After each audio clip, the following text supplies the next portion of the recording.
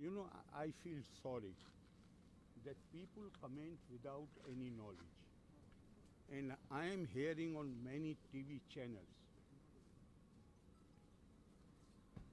I have every right, my constitutional duty, to advise the government. It is up to them how they take my advice.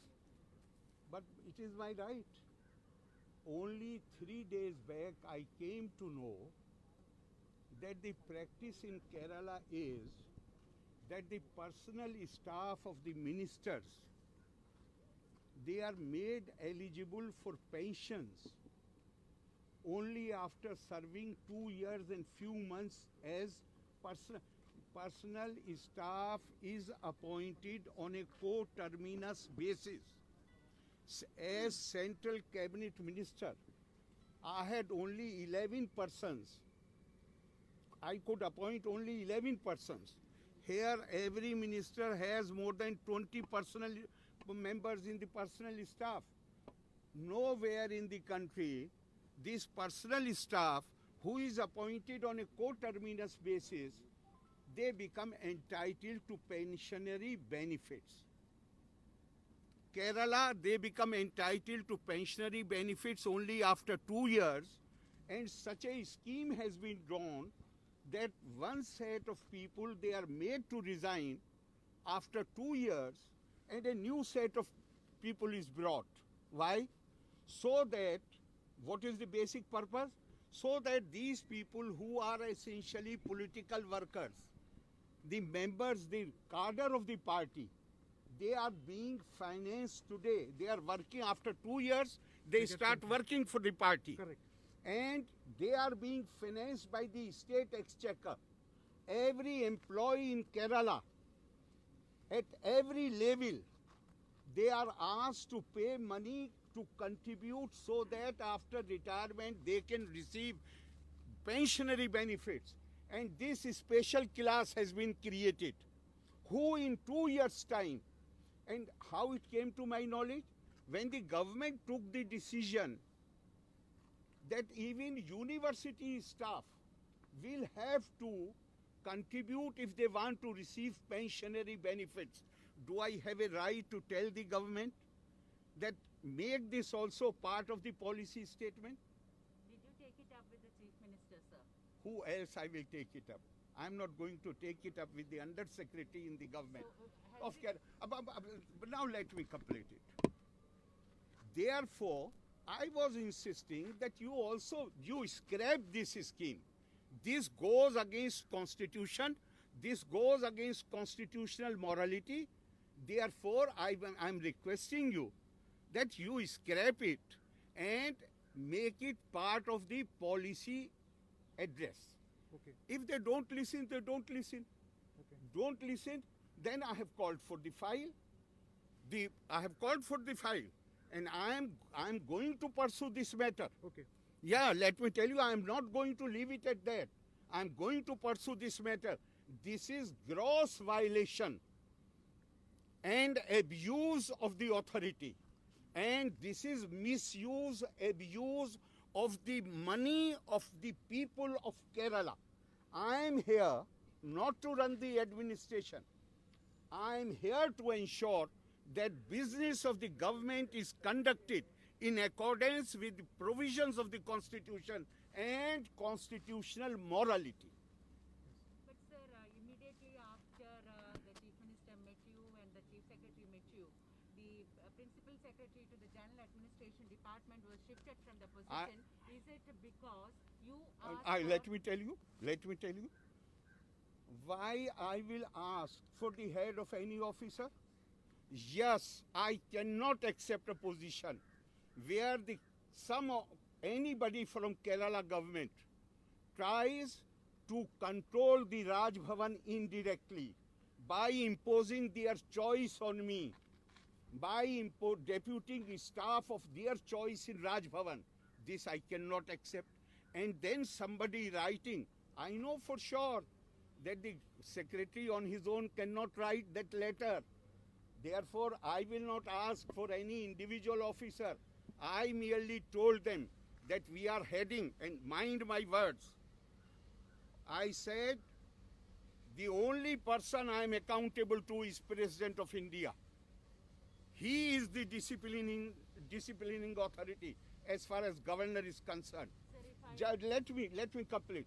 I told them that this letter cannot be accepted. You will have to find out who is behind it. Who you will have to find out. I won't identify, because I know officers, poor thing, they only carry out the instructions of the government. I said you will have to find out and take appropriate action. Otherwise, listen to my words, otherwise we are heading towards constitutional crisis. Yes, I have said it. We are heading towards constitutional crisis. Nobody in Kerala government has the authority to try to control Raj Bhavan. If they try to do it, this will lead to constitutional crisis. Now, in their judgment, they have held him responsible. I did not. They have held him responsible.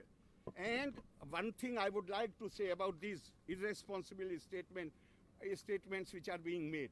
One former minister, he's calling me, what does he know what transpired there?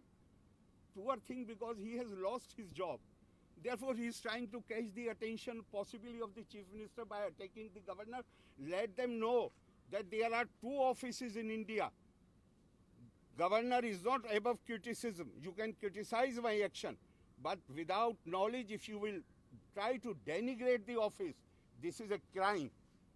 And if your name is Balan, it does not mean that you behave in a Balan does not mean that you behave, you refuse to grow and continue to behave in a Balisham manner. And also for the leader of opposition, I will say that he is making absolutely irresponsible statements. My advice to him is that instead of humiliating Ramesh Chainitalaji and Oommen Chandiji, who are because leader of opposition has no experience as minister. He is for the first time has become leader of opposition. It will be my humble advice to him is, go and sit with Oommen Chandiji and Ramesh Chainitalaji and try to learn from them how a leader of opposition should behave. Don't try to humiliate their senior leaders, but go and learn from them.